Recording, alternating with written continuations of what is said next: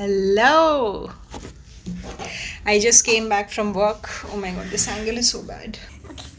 We have to just make do with it. Actually, Mr. Obsess.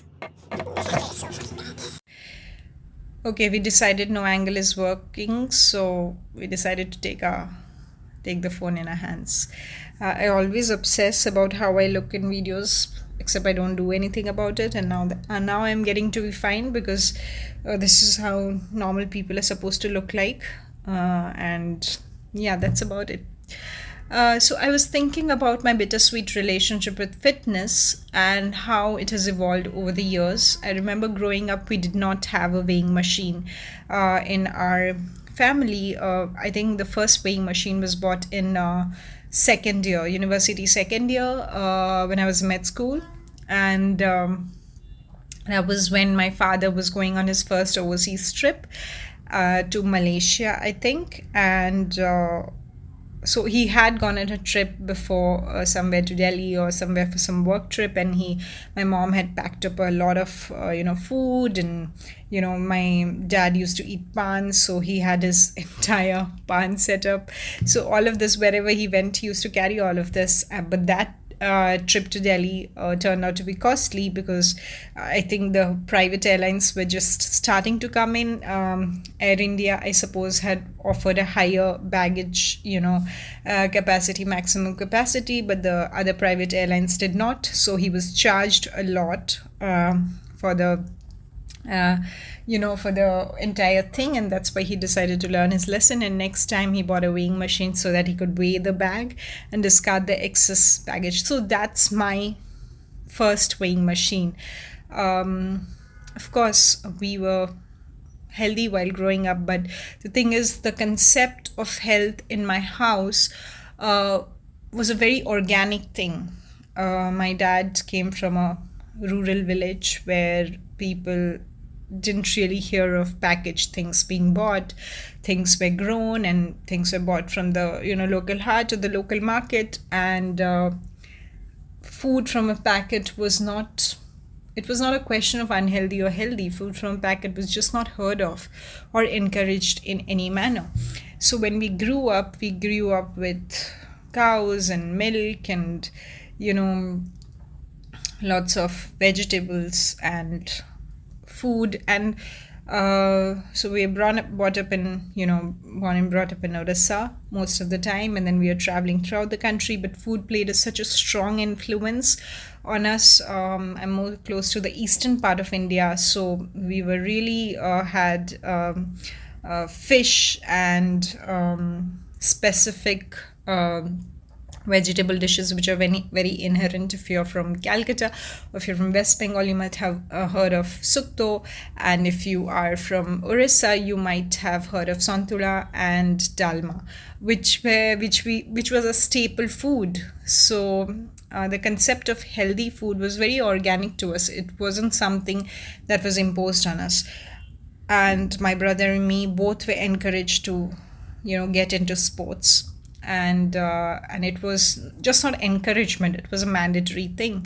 After school, we were both had to go to sports, or had to run or do some physical activity, and that was integrated in the routine, that was non-negotiable, and we enjoyed it a lot.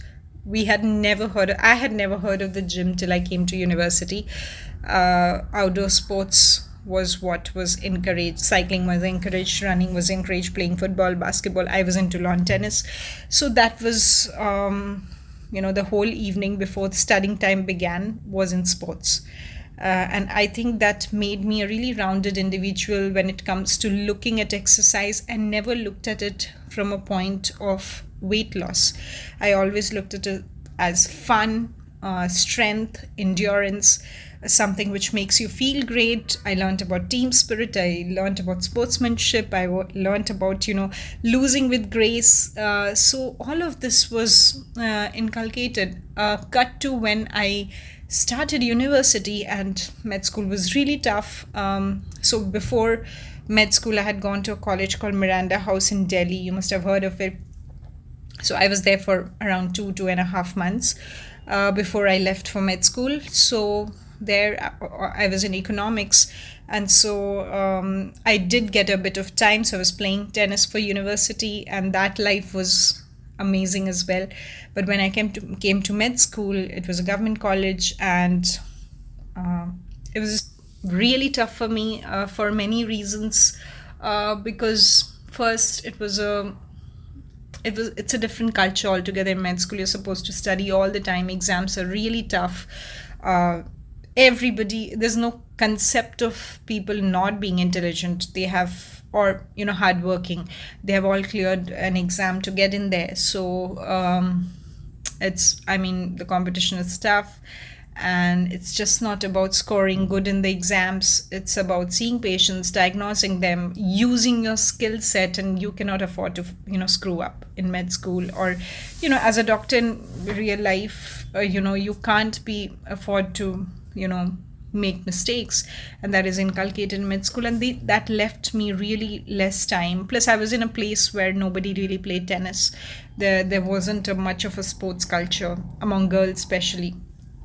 And that's a story for another day, my experience in med school, and I'll certainly share that after my exams. But throughout university, there was no agenda of sports. The second thing that caught up is my depression. I was diagnosed with mood disorder when I was 18 years old, 19 years old. Not diagnosed exactly, but was on antidepressants, multiple medications, and things became really tough because, let alone fitness, I couldn't, get myself to wake up on most days. I couldn't, do the most basic of chores. I couldn't take care of myself.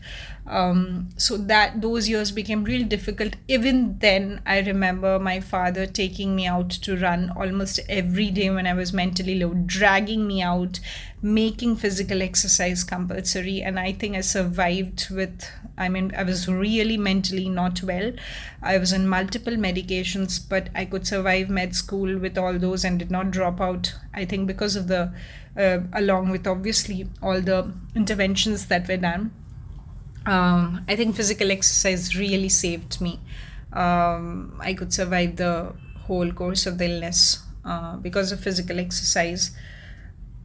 But, as soon as I left med school, and it started in med school, the concept of fitness started being thin. I mean, Kareena Kapoor came, started dancing to Chaliya Chaliya, and suddenly the zero figure became a thing, and a small waist and a big, butt became suddenly the body type or body size that everybody started aspiring to. And I don't know when it happened, when I fell prey to it, constantly obsessing about the slightest, bit of body fat or stretch marks or how I looked, and body hair, something which I never really cared growing up. I just didn't care. And then suddenly fitness started being like a chokehold for me. I mean, I wanted to do it, but it was coming from a place of absolute self-loathing and self-hatred. I hated my body. I hated my thighs. I hated the loose fat under my arms. It was just that it came from a place of hatred. So what happened is there were periods where I would exercise really harshly, really hardly, and then I would relapse, because I would still not be happy with the results. The results were not fast enough. I was starving, not really eating. And I was just not able to keep up. And suddenly, I was counting calories and I was keeping a track of food. And before you know it, I wouldn't eat for days. And then I would be completely depressed and my mood will completely crash. And then, I would go back to binging again. And the end result was that I did not lose weight at all. Instead, I gained a lot of weight, which went back into the vicious cycle of me starving again, only to have, 4 or 5 days of crashing and then, kind of binging again. And this went on for many years. give a cut to the time when I started, preparing for post-graduation, started,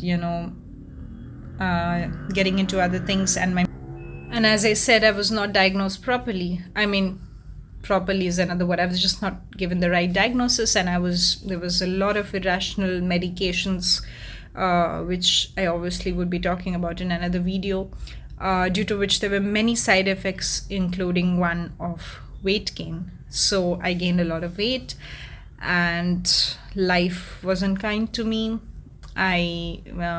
Those who have come here from my blogs and Quora know that I went through a very tough divorce for many years, and so that just took a toll for me. And in the midst of it, I was still hating on my body.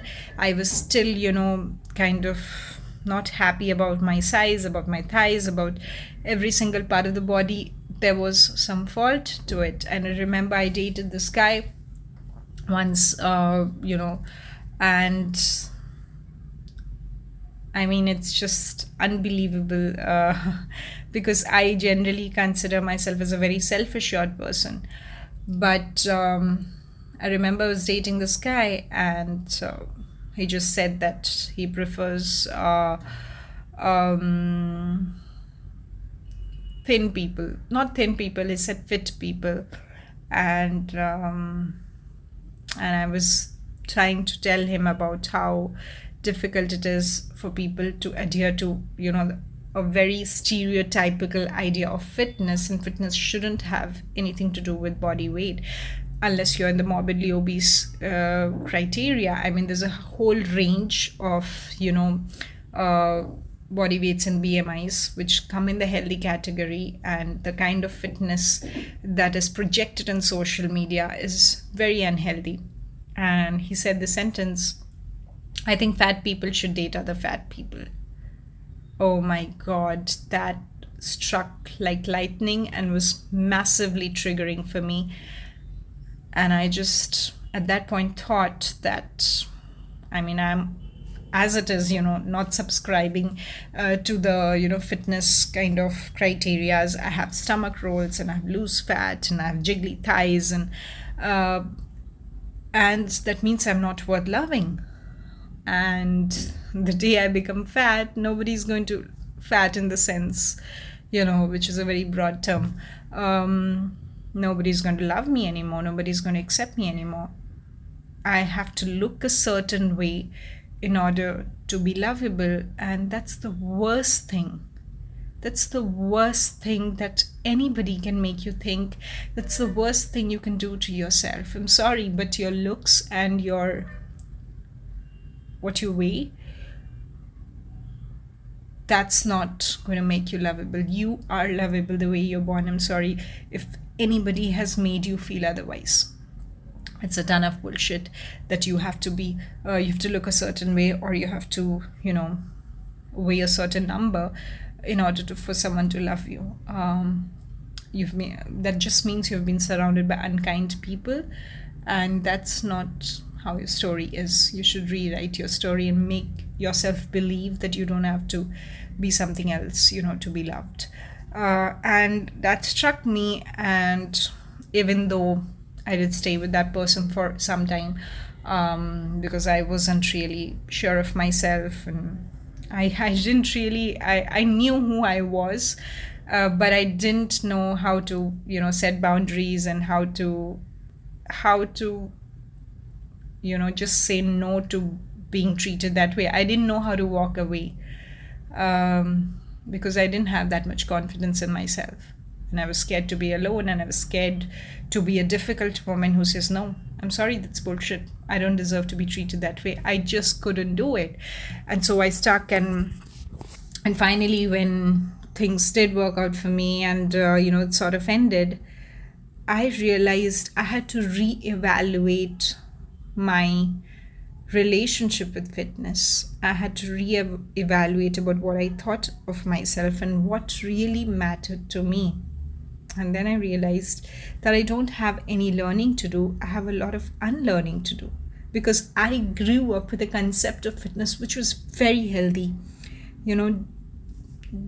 getting fit and, going running and playing because you love it, because of how it makes you feel. Whereas growing up, it just became about how you look, which was never, which was never a priority for me growing up. Looking presentable, looking confident is what your skill set and who you are as a person brings you. You have very little less control about what the space looks like, frankly. And growth and self-care and change, and I'm saying this as a psychiatry resident where I see patients every day, cannot come from a place of self-hatred. It cannot. You have to have compassion for yourself. Only then your body is going to listen to you. Otherwise it isn't.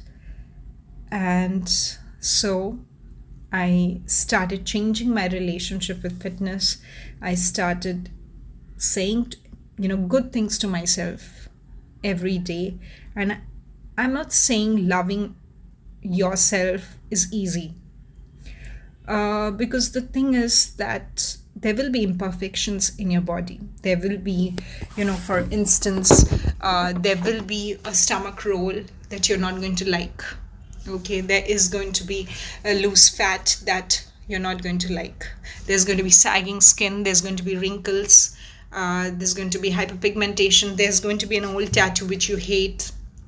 All of these. But acceptance is key. Acceptance is where you stop, a journey of hatred and sadness and just in resentment that why wasn't I born like this and why don't I look like this, and actually start living life. This is who I am. This is who I am, and I'm just going to enjoy life because there's nothing wrong with me. And I feel that is where I started really living life. And the first step was to surround myself with people who made me feel loved, and not like I have to do something to earn their love. I have to be really, working hard to just win their love. I didn't think that was the right thing to do. So I went back to my childhood friends. I did not, and it's not like I'm successful right now. It's not like every day I wake up, I'm like, oh my God, my body is perfect. I'm perfect. I love myself. No, I know there are imperfections. I know there are, insecurities, but I accept myself irrespective of that. I consider myself as very worthy of love, despite all that. And so I exercise every day, but it comes because I love myself and really care for this body. I want to be flexible. I want to touch my toes. I don't want to have back pain when I, grow older. I have a very cute, nephew. I want to pick him up and play with him when I grow older. I want to take care of my parents when I'm older. I want to run because it makes me so happy. I want to play tennis because when I hit the balls hard, sorry for the pun, but it makes me really happy. And so that's why, I exercise, because of the joy it gives me, because the feeling of strength in my arms, the feeling of endurance, when I increase the weights daily in which I'm, training, it makes me feel like an athlete. And that feeling is great. That feeling takes me back to my childhood, where I was happy and carefree and body weight was never an issue. And I know that many of you struggle with weight issues.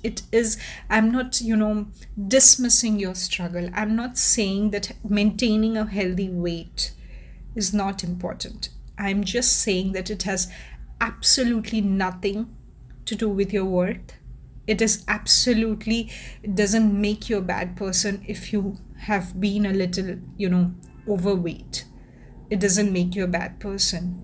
And you are much more than a weight. You're a person with feelings and personality, and the way you love people, the way you care for people around you, the way you take pictures, for instance, or the way you write with your words, and the skill set that you contribute to the world. Life is so much more than your body weight. So much more. Don't make your entire life about how you look. And when I want to look back on my life when I'm older, I want to see a life where I lived to the maximum. I loved, I risked my heart, and I just had friends, and I was a good aunt. I was a good daughter. I loved my parents. I did things for them, the way they have been there for them. And I was, and I was good at my job, and I made my patients feel seen and heard, and they went back with a significant change in my life. I want my life to be about that. I am all supportive. If you like makeup, do it if it makes you happy. If you like dressing up, do it, because it makes you happy. But just remember, the life is not all about that. Life is not about the numerous, clothes you buy or wear. Life is not about how accented your English is. And life is not definitely about, whether, you have facial hair, you're not, whether you have this roll of, fat or not. Life is much more about that. And healthy is a range. And there are a lot of industries that are going to benefit from convincing you that you are not enough. There are a lot of people who are earning money off your insecurities. Don't fall into that trap. Lead a healthy life. Exercise. I just came back from work, and I'm going to run. And this is the feeling that I want to sustain. I came back from work and I'm excited to run. Not because I have been starving all day, kind of, wanting to lose weight. And if I don't run, oh my God, I need to lose weight. That's not the feeling. I'm excited to run because I love running. And since it's the end of work and there's a marathon coming up at the end of this year, which I might be participating in, that's why I'm running, So that gives me incentive. The joy that I feel gives me incentive to do it every day. And the acceptance that I feel in this body, that even though I don't lose, a shred of weight, and even though, I might not look like an Instagram model, I am loved by people. People are there for me. They make me feel, and even if nobody is there, I love myself. I think I'm extremely worthy and I'm precious. And all of you should think the same way. All of you should, let those people get access into your life who respect you the way you are, who love you irrespective of, this and this. That's what I wanted to say. Of course, there's a whole other world to it. There's a whole thing about diet, and all of that will come into play. And that's a video for another day. But I want to tell you that no matter what body weight you are at today, you are worthy of love. Drill that into your head.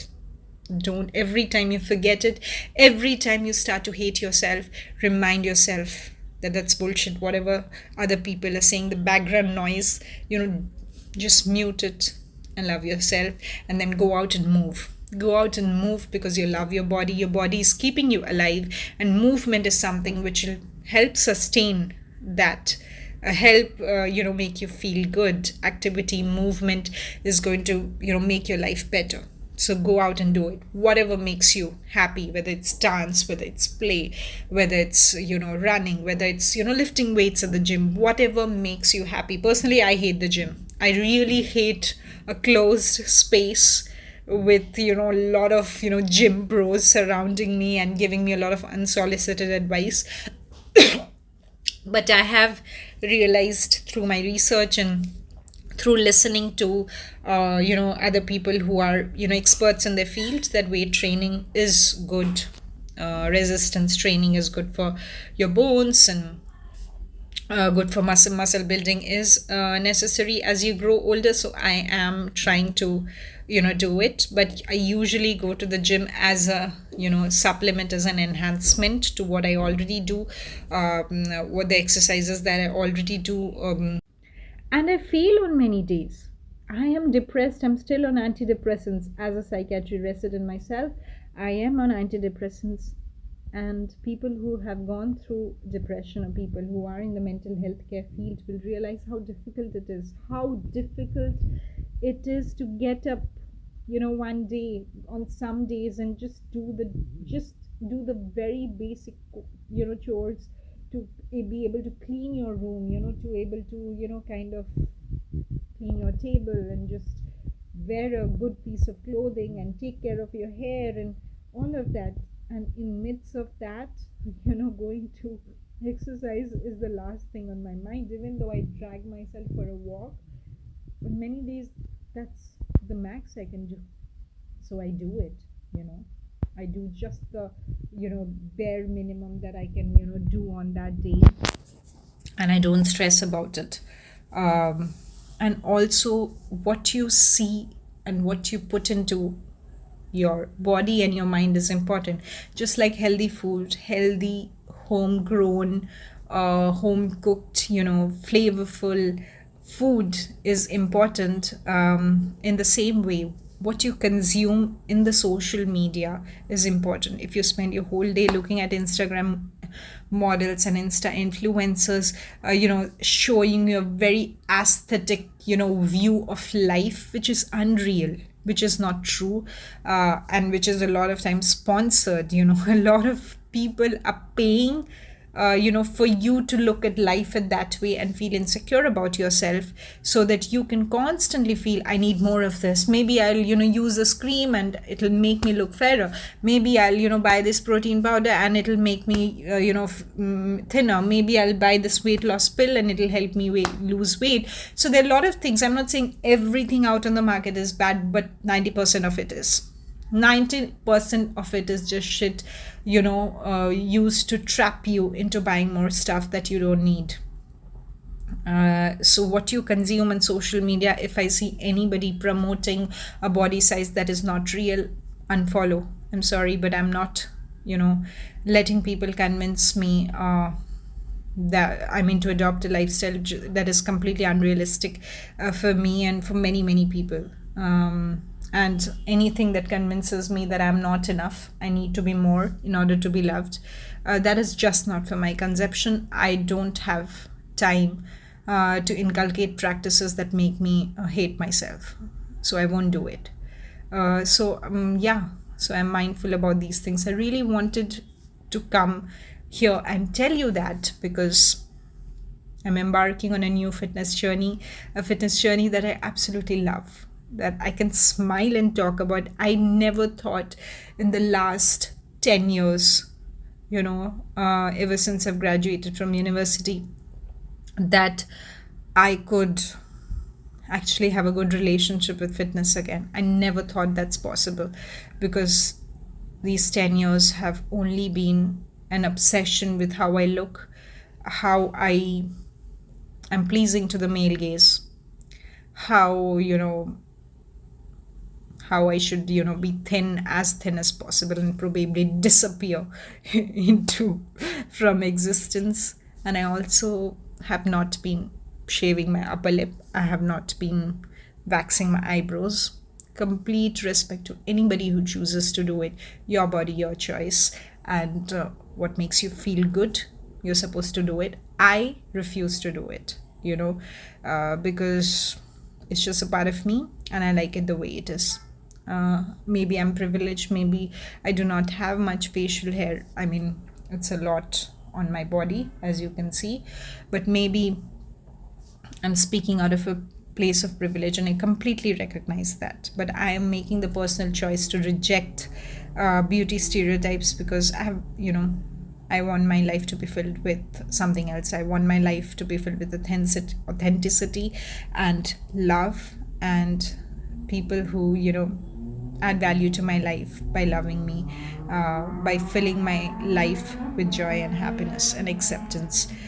So I'm doing it, and I wish the same for you. I really wish the same for you. Hope this video gives you something to think about, and I'll see you soon. Bye.